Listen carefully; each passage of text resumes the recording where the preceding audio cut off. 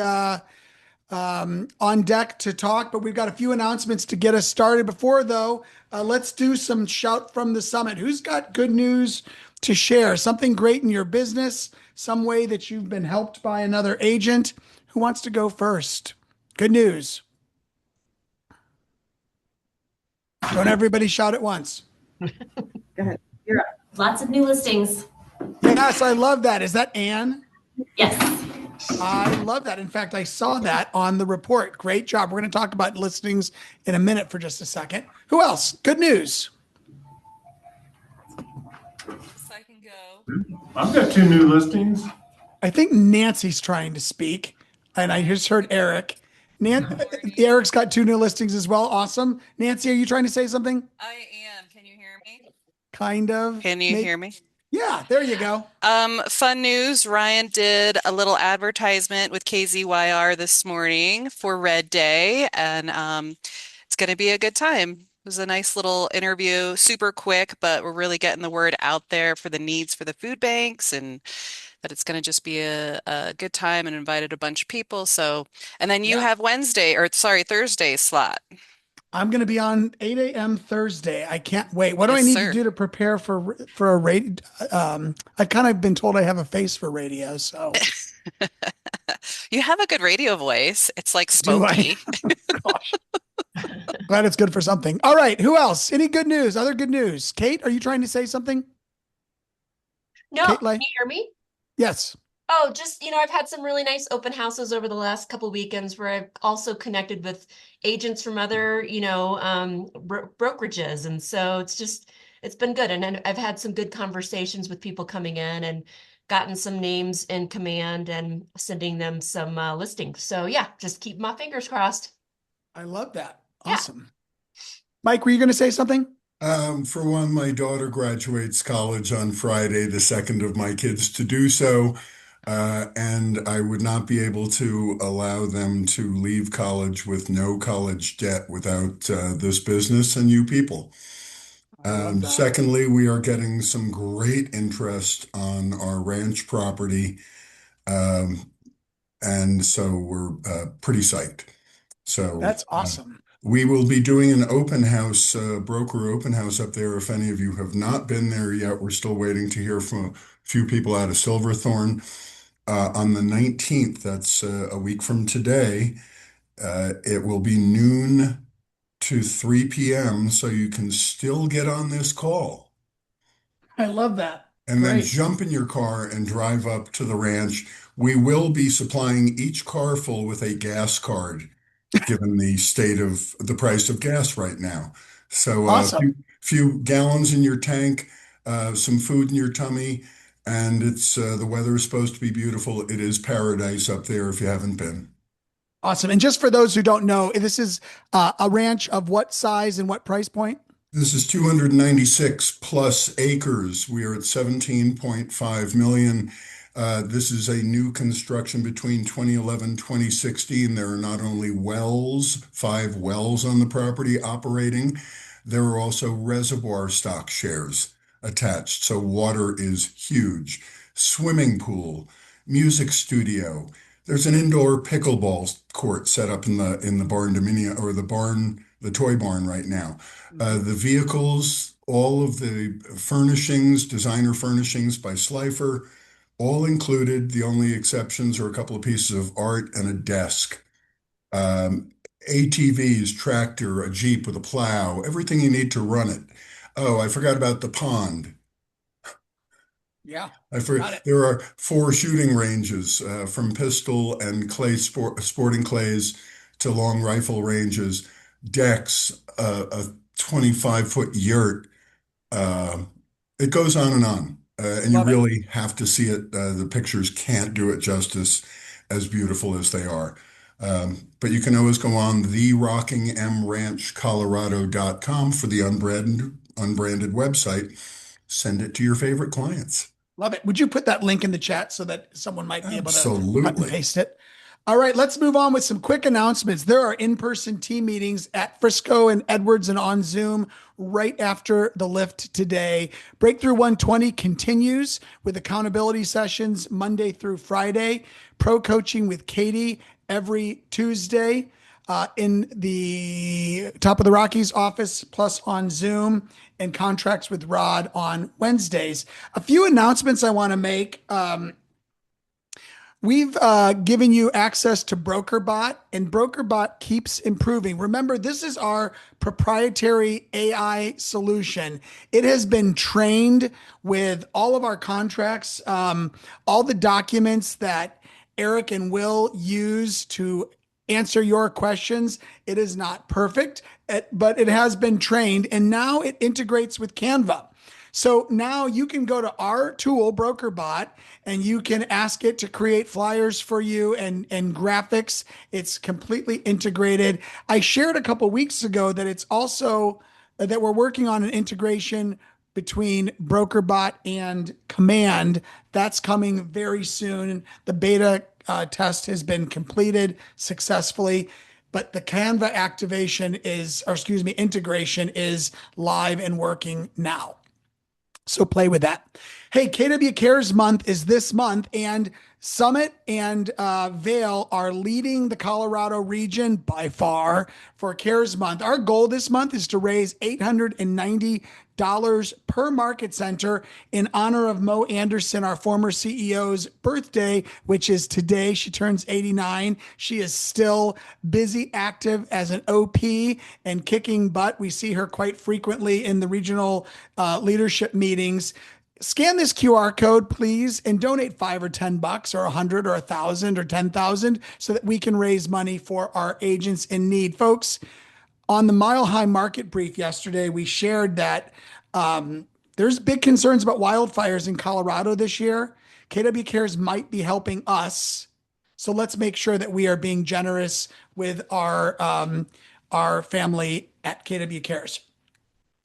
Speaking of the Mile High Market Brief, you can hit it every Monday at 12 Mountain Standard Time. You just go to milehighmarketbrief.com. You can register there. It'll also add it to your calendar, and it will include the link that goes with it so that you can listen in. Charles, our regional trek trainer, and we go through current news stories. We talk a little bit about what's happening in Colorado. Next week, we're going to do a deep dive on resort communities in the Colorado Rockies, so you won't want to miss that. Red Day.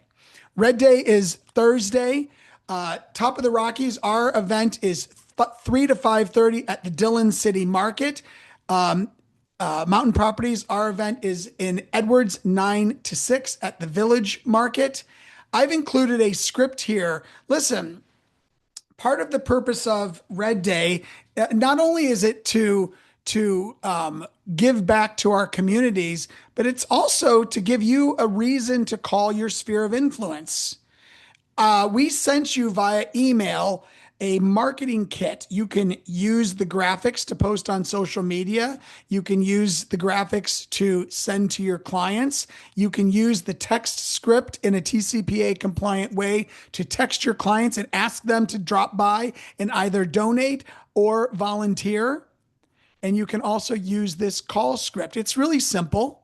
You just call your client and you say, hey, Richard, Russ over at Keller Williams, how are you? I'm calling because on Thursday, May 14th, our real estate team is participating in Red Day, which is our annual day of giving back to the community. We'll be hosting a food drive at the Village Market in Edwards from 9 to 6. And I want to personally invite you to pop by with a donation or even volunteer with us. Would you be interested in supporting? This is a simple touch. If you have, like Ryan said last week when he was in the chair chat, if you have 600 people in your database, you could make 600 TCPA compliant calls today and touch your clients so that should they be thinking about buying or selling real estate, they think about you, which is why we do this. We've got an AI event on June 11th. Our featured speakers for June 11th are Neil Dingra and Lauren Lucas. Neil Dingra is going to be talking about Neil Dingra has hundreds of thousands of followers on Instagram and YouTube. He used to be in the mortgage industry. Now he trains on AI. His keynote address is going to be on the use of AI and the places where you need to not use AI. He's going to help you differentiate where AI is a great tool and where it makes you look like a fool. And we all have seen those examples, right? Are you all, can somebody nod if you know what I'm saying?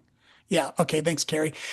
Lauren Lucas was just on the MREA podcast. She's going to be talking about some basic level AI things that the novices on in the audience will appreciate. She's also going to be talking about agentic AI, where you can actually get AI to do things for you. This is going to be an awesome event. It's from 9 to 3. And then Lauren is coming to Silverthorne the next day just for us. She's going to be at the Altitude Board of Realtors. We're going to be doing an AI workshop. This is going to be hands-on. You're going to leave with AI solutions from the training that she does. We're specifically going to be deep diving on how to figure out how to increase your lead gen through AI and how to create some efficiencies. This will be an extremely hands-on because we're experience because we're in a small group. We'll be sending you links to sign up. And if you'd like to sign up now, you can RSVP using the QR code on the screen. This event is free. Event is for all realtors for this group and any of your friends at other groups. Any questions about AI in the mountains with Lauren? By the way, Russ, I would just say that Lauren's awesome. I know people saw her at Family Reunion, and I did a mastermind with her through James Shaw. She is so knowledgeable, but also explains it very well. So you can, if your brain doesn't quite understand how all this works, she's going to walk you through step by step. She's fantastic. Absolutely. And I bumped into Joan, who I see on my screen. Hi, Joan. I bumped into Joan after gosh, what was it? It was one of the AI classes that we had, I think, at the Rocky Mountain Summit last year. And Joan said that went way too fast. Joan, do you remember saying that to me? It was Allie Flanagan Napier. Well, the reason that we asked Lauren to come in the day after the Denver event is because we want this to be a slow down and let me like download the apps first and have it all ready to go so that I can actually use the tools on the fly as opposed to hearing it from 30,000 feet and having to implement it when you get home. Give me a thumbs up if you're catching what I'm laying down. Okay, good. We have an event in Aspen. Can I also say something real quick about that? Please. If anybody in our ancillary communities wants to either make a little bit more of a weekend of it and stay Friday night or come up Thursday, we do have a discount code for the AC Marriott in Frisco. So I'm not on multiple devices here right now. If I can find the code, I'll either put it in the chat or else we'll get that sent out to you all. Get that code to me, Leslie, and I'll stick it in the newsletter for Friday too. Cool. Thanks. In-speaker luxury event in Aspen. This agenda that's on the screen is not going to be the agenda. Brady and I talked a couple days ago. We're going to do 3 hours for luxury pro people. We're going to break for lunch, and then we're going to do 3 hours for luxury pro and non-pro. Yeah. And guests. More details on the agenda coming soon. It's an all-day event if you're luxury pro. It's a half-day event if you're not luxury pro. I think it's going to be awesome. We're specifically tailoring the agenda for this Aspen edition. Skipping. Hey, I want to share with you guys a reality thing, and I don't want anybody to go negative on what I'm about to say. Can I get a thumbs up if you're going to choose to not be negative about what I'm about to say? Thank you, Scott, Mike, Carrie. All right, folks, we took 9 listings in Mountain Properties in April. We took 30 listings at Top of the Rockies that showed up in Altitude MLS. I am not counting Grand MLS. I'm not counting Estes Park. I'm not counting Greeley. The reason I'm showing just a selection of our 55 listings is I want you to see an apples to apples comparison, okay? The MLS in Vail took 112 listings, and the MLS in altitude took 505. Now, if you're playing along with me, that means that our market center mountain properties took about 10% of the listings in Vail. That's amazing. It's awesome. And top of the Rockies, we took like 7.5%, and that is awesome from a market share perspective. I love it. And more, I hear that it's getting harder and harder and harder to take listings. And I just want to throw out to you something to chew on this week. There were 103 listings that somebody else took in Vail.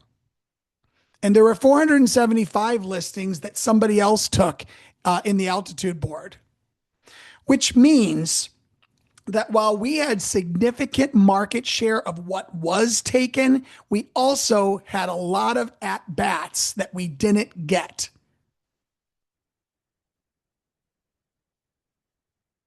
So I share that because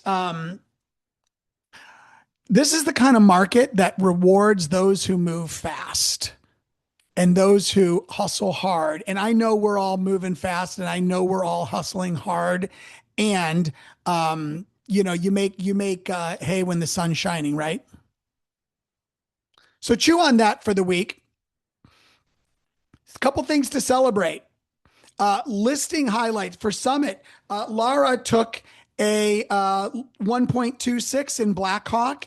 Morgan took a 1.25 in Granby. Jeff and Julie took a 9.55 in Estes. Great job. In Vale, Cynthia took a 1.1 in Breck.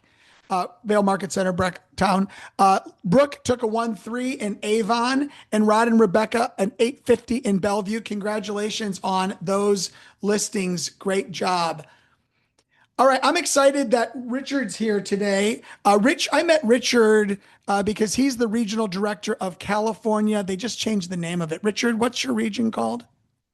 You can call it whatever you want. It's California, Los Angeles. So it's the old West Side and coastal regions for those fans of regional history. Absolutely. So, and Richard is a top agent, has been with KW for a long time. Richard is going to be talking today about listings and mindset. Richard, start us off by telling us a little bit about your story, about yourself, how you got into real estate. Yeah, I sort of I'll do the quick version. I sort of fell into real estate by accident. I really didn't have any job prospects after college, so naturally, if you can't find a decent job, what do you do? Get your real estate license and represent people in the largest financial transaction of their lives. Why not? State of California just hands out real estate licenses like candy here. Everything else is hard except that. Um, the real quick version is I went to a major brokerage and they had about 15 minutes of training a day. It took me about 9 months to sell my first house. I caught a little heater at the end of that year. I got Rookie of the Year. They were on a 50-50 split for new agents, and I realized that was kind of burdensome. I walked into a KW after about 2.5 years. I met a guy named Rob Eigner, who some of you might know. Yeah. Rob told me cap commission structure. No one had ever heard of KW at this time. This is about 18, 19 years ago, 2007. No one had ever heard of KW at that time, but I heard cap commission structure, and I liked Rob, so I signed up. And I started doing all this training. And the real point of the story is, I was used to sort of this idea that we had 15 minutes of training a week, and the training was really good, but it was only how to not get sued. There was nothing else except how to not get sued. And I still remember like all that training because it was really like they were just super intense about if I don't care if you sell any real estate, you're not going to get us sued. And there was all these weird images on the walls, triangles and circles and charts and levels, and I thought, respectfully, and I told Gary this story too, so it's okay. I said, what do these people from Texas know about selling real estate here in Los Angeles? And anyways, long story short, one day Rob had an extra ticket to family reunion in 2008. I think it was in Anaheim. He gave it to me, and I went. I got kind of hooked on training, and so I've been kind of, that's the real evolution story. Is that once I jumped into the training, things really changed or accelerated for me. I did 51 deals myself, solo agent, 2008, selling REOs to people. No CRM, a little bit of training at that point in time. Nothing, no natural database, anything like that. So from there, it sort of accelerated. You can see over, I think my camera's switched. You can Like see, we still see it. you guys probably recognize a lot of those books. Um, Mhm. and that's how I built my business. So I've been one of the top agents in the LA area for KW and all brands since probably 2010 or so.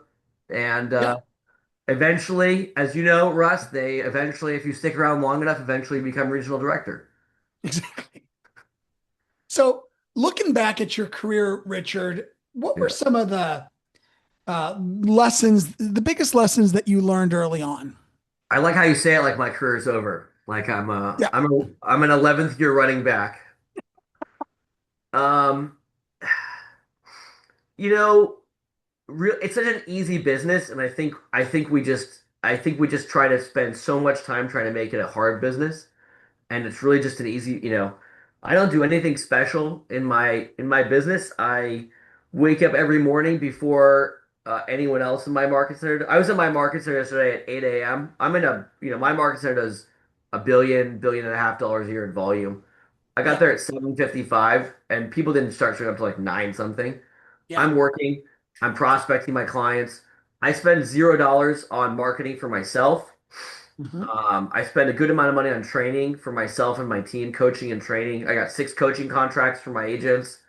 I've been to every family reunion since 2008 except for one. I've been to most of the mega camps, blah blah blah. I'm just heavy into training and activity, and I think everyone tries to find a way to not do those two things because they don't want to do them. And that's the whole job. Like everything else, well, look, I'm not going to tell you. You probably have some farm agents on the call. I'm not going to tell you being a farm agent is not a good thing, right? I'm not a farm agent. If you're not a farm agent, you're probably not going to become a farm agent. It's a big hill to climb. That's a Yeah. Rocky Mountain joke there. But look, you can make more money than you'll ever need to make in this business in just training and prospecting every day, and working with your coach or your leadership to figure out what those exact metrics are. Is it 10 contacts, 15, 20 contacts? Is it 2 appointments before two? Whatever your metrics are, figure out your metrics and stick to them and do it every day. And if you do that within a month, you'll be the only person doing it. So that's how you win business. So you did 51 homes mostly or properties, mostly REOs in '08. What does your year look like now? Like what did you do last year approximately? I can tell you exactly because I track my numbers because I run a business, Russ. Yep. Tell us exactly. I'm a little spicy this morning. I was woken up at like 6:30. A 4-year old hit me in the face, so that's how my day Your one started. of yours? I think I don't know. I just shoved him off and started my day.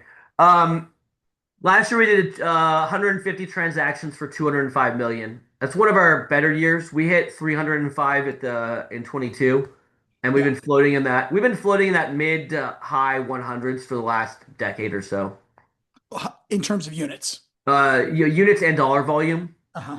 So your average price point is right in the um, uh, million to million two, three range, something like that. We work with the common man. That's really important to us. We work Yeah. with the regular people. Yeah. For context, in your area, that's kind of an averagey house. Yeah, so my regional average this year is 1,250,000. It actually fluctuates wildly. I'm not sure about your guys there, but our regional average within the last 2 years had been when I was just doing the West LA region, it was like 1,700,000 was our regional average.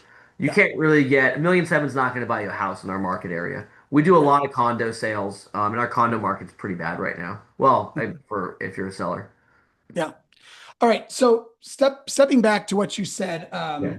you said really two things: training and activity, like doing the work. Tell me what your morning looks like. Like when you say that doing the activity, generating the leads, all that kind of stuff matters. You're the first guy in the office. What does your morning look like, and how do you hold yourself accountable to getting those activities done? Yeah, so I'll try to give like a short answer on this. We can dive in more if you want, but I want to be respectful for time. And I get really particular about this stuff. And I did like a 40-minute training based on this topic with my team last week. Mhm. Most of my agents on my team have been with me, 7 to 12 years. So they've heard it before. but I just think it's so crucial.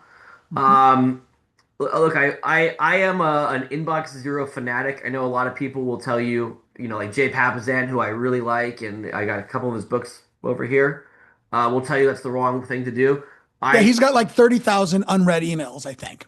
Yeah, to me it's lunacy. Yeah. I'm everything in my life goes through my Gmail inbox, and I am 100% locked in on like my job. I think I have 18 things to do today, and they're all in my inbox. They all exist as emails, and if I handle something and I need to move it, I snooze it, or there's various apps you can use. But Yeah.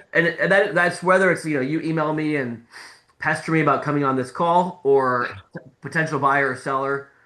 I don't know. I hope we're having fun here. I don't know if they. We are. We're I good. can't see on their faces. They're probably like, this guy is so rude. Um. If if a potential seller called me yesterday and that exists as an email in my inbox, I'm gonna meet him tomorrow. So I snooze that for tomorrow so I can Yeah. prep it in the morning. So my morning is just inbox zero in the morning. I make my phone calls. After this call will be like 9:30, 10 or whatever it is. I'll make phone calls, follow-ups, coaching calls, handle any business from probably about 10 to 12. And then usually I'm on appointments from 12 to, whenever it is. And that's it. That's the day, every day. And the more of those days you miss, the harder because it's an accumulation effect, right? Every day you do it, it gets a little bit easier. The second half of your question was you asked how I hold myself accountable. I think in the beginning you need to be accountable to a number because it's a hard thing to do and it's not fun. I think if any of us really liked routine, we'd probably have like a real job. We wouldn't be selling real estate. Yeah. So I think a lot of real estate agents are bad at routine. The agents on my team, I'll just say frankly, I would tell them to their faces, like they're just bad at routine. Like that's why they are not working at like normal jobs, right? So we have to coach ourselves and hold ourselves accountable into routine. The real answer long term is you need to have a goal, right? What's the goal? For myself and my team members, I coach them, and this is probably counterintuitive. I coach them about how to get out of real estate, right? I'll go back to the running back example I used before. Like realistically, maybe some people on this call, because like your top performers will obviously be in the business longer. Like your average agent is not going to sell real estate for 25 years. Your average agent's an NFL running back. They've got like 8 to 12 good years in them and maybe a few not so good years in them, right? Um, so I really coach my agents on like, what's the plan? This is something I ask. This is like one of my favorite scripts. What's the plan for you to get out of real estate in 8, 10, 12, 15 years? How do you use real estate to build a financial world where you go from have to work to choose to work in a time frame that works for you? I have agents who are like 30 years old, that's a much longer time frame, right?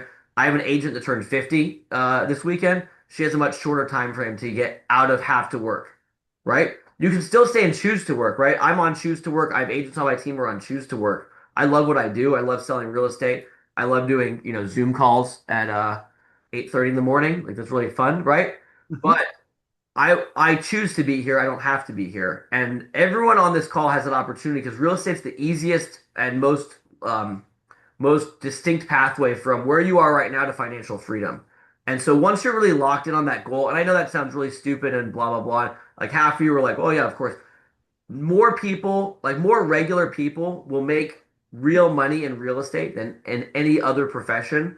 Like realistically, unless you have family money, none of you on this call will make life-changing money in any other field except real estate. I'm not saying that I don't know any of you. It's not a dig at any of you guys. Just the Right. reality, right? This is the best way to, you can do this job, and I have agents on my team.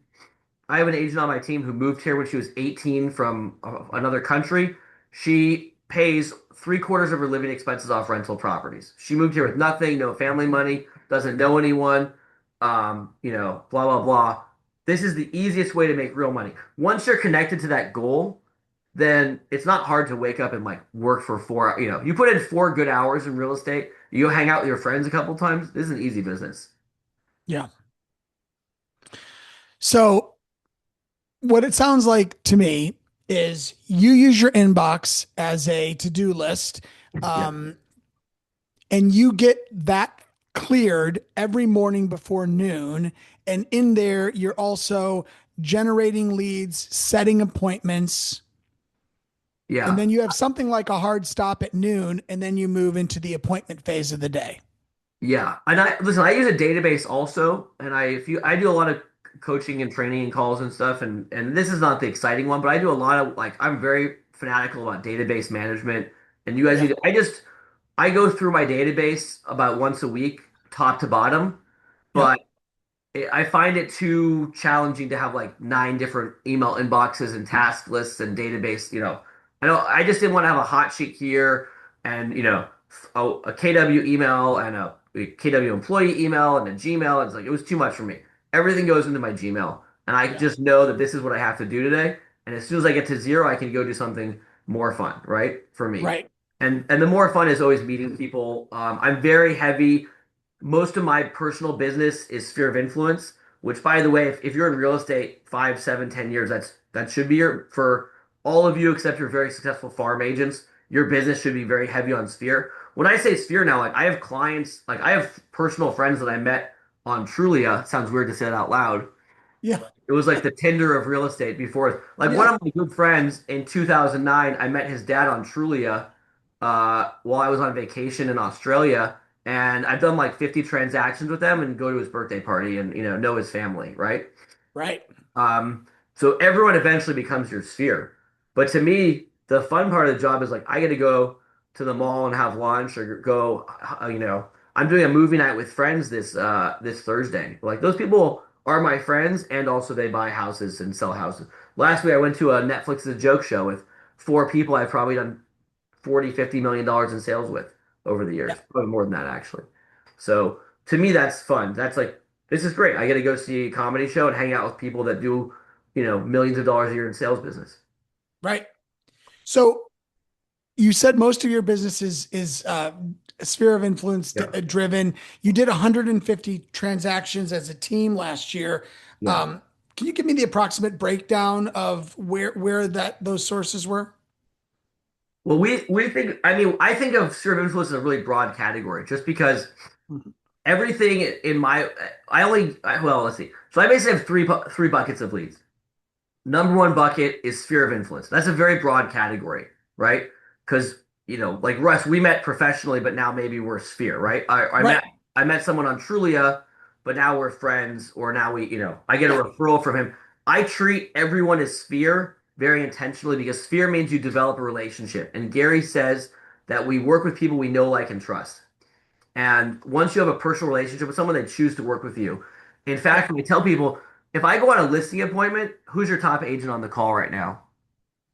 Is it Scott? He looks good. Scott's a top agent. Yeah. Okay. Carrie is a top agent. I can't really see but a couple people. Okay.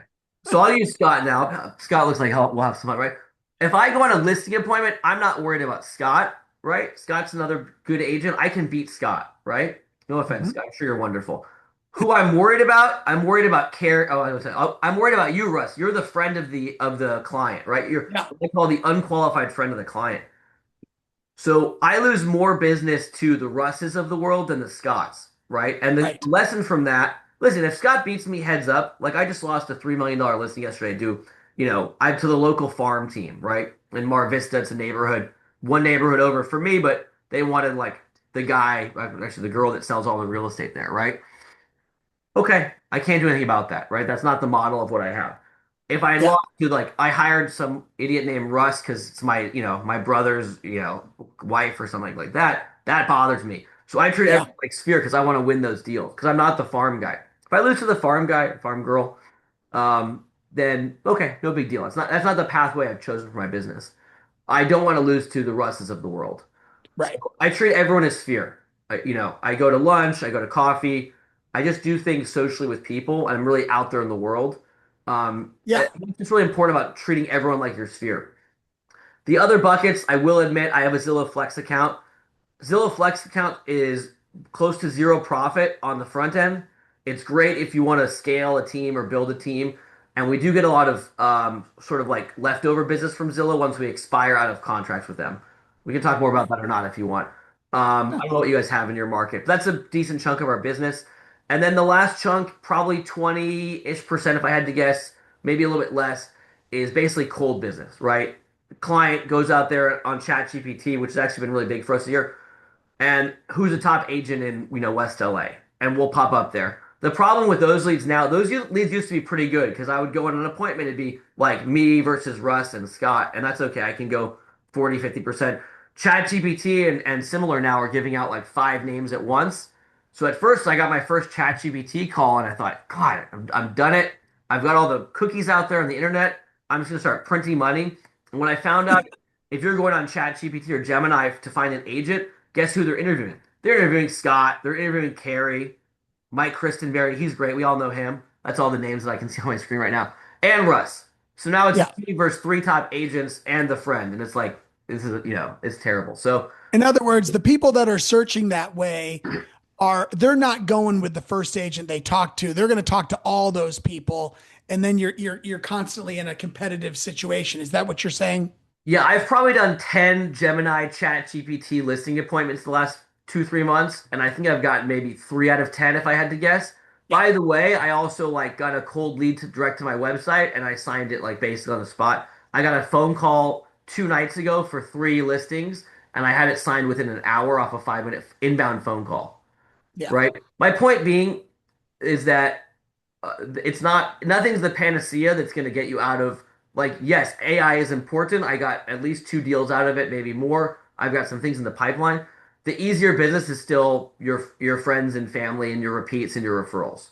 So Yeah. don't like go to the class. I forget the woman's name. We've talked to her, Lauren Lucas, I think it is. Lauren Lucas. Listen Yeah. to both of her podcasts. We're working on bringing her out to our region. She's great. That's great stuff. Nothing is ever going to be better than going at like calling your clients, calling your sphere. Everyone's your sphere, and just meet it. Just go take someone to lunch. Something I won't do now because it's your call, but maybe you want to do later or something. Is whenever I start a training, I do like an hour and a half training, and I just say, everyone just text 5 people and ask them to go to coffee. I say, okay, we've got 29 people on the call, plus we got some watch, we got 40, 50 people watch. If everyone here, as soon as the call is over, just text 5 people for coffee, we're going to send out like 200, 250 appointment-based texts. Someone will get a deal directly out of that. It's just like simple math. So Yeah. that's better than anything that ChatGPT will do for you. I agree 100%. But don't have Lauren Lucas like surprise ambush me on this call right now because she'll probably convince me I'm wrong. Yeah. I think she'll probably tell you you're right because she's a smart business person selling hundreds of homes a year as well. And we all know that at the core, your sphere is always the best place for business. It's also the always the best economically. Yeah. You know. Yeah. No referral fees. Yeah. You're less likely to, go on an appointment and have to call 42 times to find out they hired someone else. Yeah. Yeah, for sure. Close us out talking about motivation a little bit. Like, how does motivation, when you look at new agents on your team or new agents in the industry or in your region, you know, how do you motivate? How do you get people motivated to think big and do big things in real estate? Well, I love it. It's a trick question. I appreciate you asking. As you know, Maps tells us, and I believe, listen, sorry to be a little, this is just how I am. I'm sorry, guys. Yeah. Um, I warned them about you, so don't worry. listen, I could do a whole nother class called like dumb things I've done over the years building a team. That would be a great class. I used to think you could hire someone and they would just work.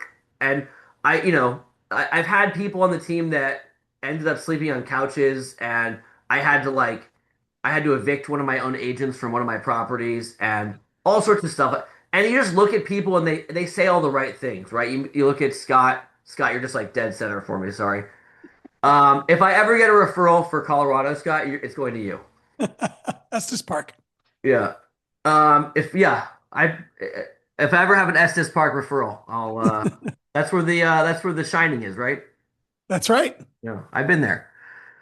Um, I had these people. I don't mean like one. I mean like several. And you meet these people like I want to be rich. I want to serve, and they say all the right things, but the activity doesn't match. I don't think you can motivate people. I think you get people who are just they have the whatever the natural attributes are to succeed, and it's not one profile. If you looked at my agents, I've got like a whole like the whole world of agents. Like I've got super A high motivated agents. I've got SC agents that couldn't talk to a stranger if their life depended on it. And like everyone just finds a way to be successful if they have the desire internally to be successful. So I think you look for people who really have that desire. And I'll give you like a really quick example.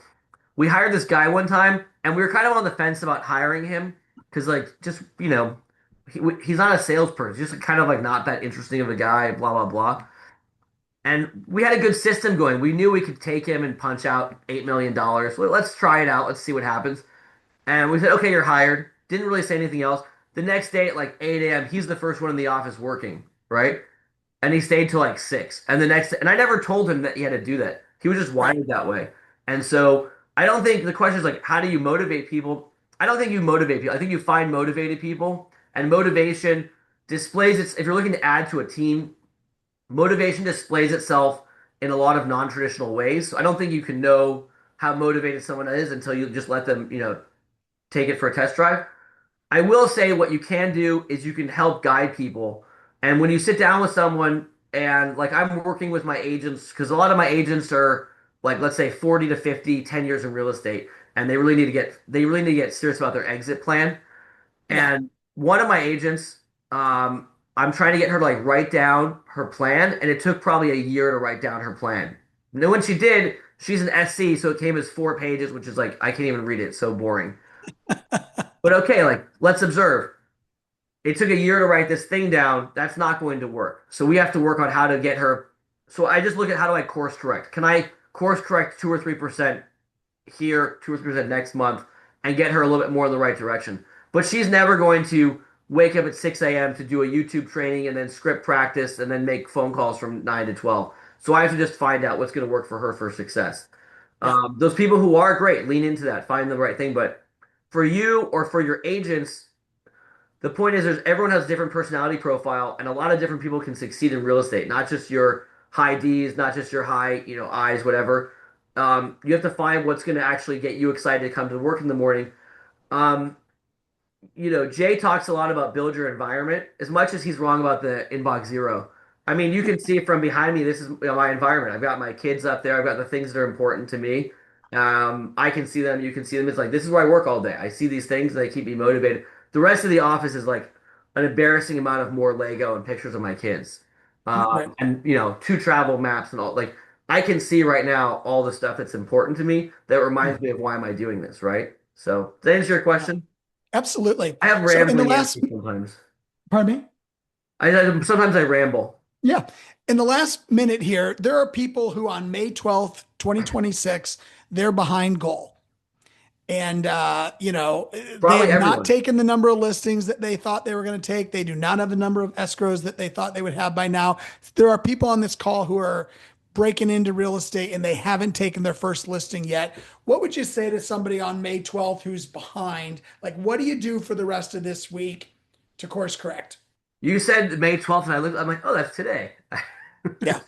It didn't feel like a May 12th. It's very gloomy outside. Um, we've been talking about this year relative to COVID, so 2020, and for us, like January through March of 2020 were like not great. Also, I assume everyone's probably behind. I'm behind goal. My team, like I've got like 1 out of 12 agents who are like at goal right now. Right. Um, I assume everyone's behind goal probably because January and February were two of the worst sales months of our careers. Yeah. Um, and I'm sure maybe someone had a big sale or a great month, but like overall bad, and that's okay. The lesson of COVID, January through March was not great. April and May were basically January and February of this year. I think my team did 5 million in sales April and May, and that was basically closings that couldn't get their deposits back. And I forget June, but July of 2020, I mean, this is like, we're still like, fully like, virtual showings, the works. And guess what? July, I don't have the numbers, but July was a really good month, like really, really good. And August was really good. And then 2020, I believe, I'd have to look, was one of my best years ever, despite taking basically a zero for 2 months. Right. So, look, I would have rather January and February been great months, but March and April have been solid months. May is going to be solid. June looks to be pretty good. Like, you can go out there and catch up on your year. Here's the thing about real estate. Give me 2 more minutes, Russ, and I know you Yeah. have Go. to go. Um, Why do people buy homes, Russ? I'll engage you. Why do people or sell? Why do people buy or sell? Is it a long-term financial plan or is it something more sudden? It's usually some sort of life change in their Yeah. world. And so we do like all the D's, right? Like death, divorce, dissolution, diamonds, diapers. Diapers. Yeah, I get all of them. Like basically something goes sideways in your life, maybe positive, usually negative, and you have to buy or sell a home, right? Yeah. Most of my clients have to buy because they inherit a property, they have divorce, financial, blah blah blah, whatever it is. You get it. Those people, if they didn't buy or sell a home in January, February because things were a little wonky out there, that need accumulates, right? We have clients who are like living at homes with their divorced spouses or separate, or they're Yeah. sharing two, they now have two residences they can't afford. We have people that have inherited homes. Like, unfortunately, these things are not going like people are still dying, people are still getting divorced, people are still getting married, people are still having kids. These things all basically force sales. And so you basically just accumulate all that business and the dam will break, right? At some point, maybe it's July or August, a bunch of people who didn't buy or sell a home in January, February are going to have to buy or sell a home. Now, are we going to have 6 or 6.5 million home sales like in 2020, 21, 22? Oh, no, of course not. But we also don't have a 1.6 million realtors anymore. We probably have 500,000 working realtors in the country right now. And there's more business right now per agent than there was then. So you guys are all fine. What should you do right now? Listen, my personal philosophy is everyone on this call should look at take out your phone and just go A through Z through your phone and invite people to coffee, right? And if you have 200 people on your phone, or if I don't know how many people you have on your phone, but just that's the whole job. Just do that.